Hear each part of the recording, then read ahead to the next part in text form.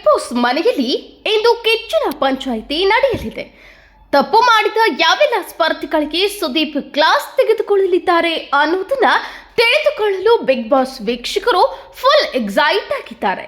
ಇದರ ನಡುವೆ ನಿನ್ನೆ ರಜತ್ ಜೈಲು ಸೇರಿದ ಮೇಲೆ ಮನೆಯಲ್ಲಿ ಏನಾಯ್ತು ಅನ್ನೋದ್ರ ಬಗ್ಗೆ ಪ್ರೋಮೋ ಒಂದನ್ನ ಕಲರ್ಸ್ ಕನ್ನಡ ರಿಲೀಸ್ ಮಾಡಿದೆ.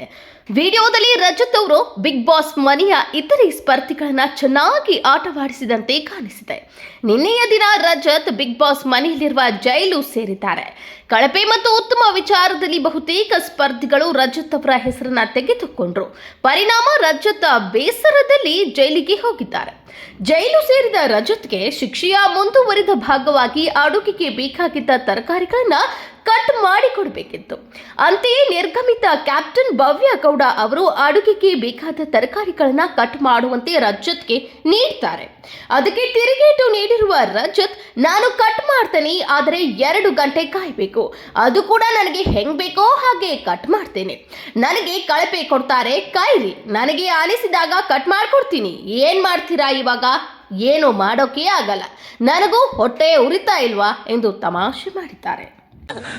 ನಾನು ರಾವಣ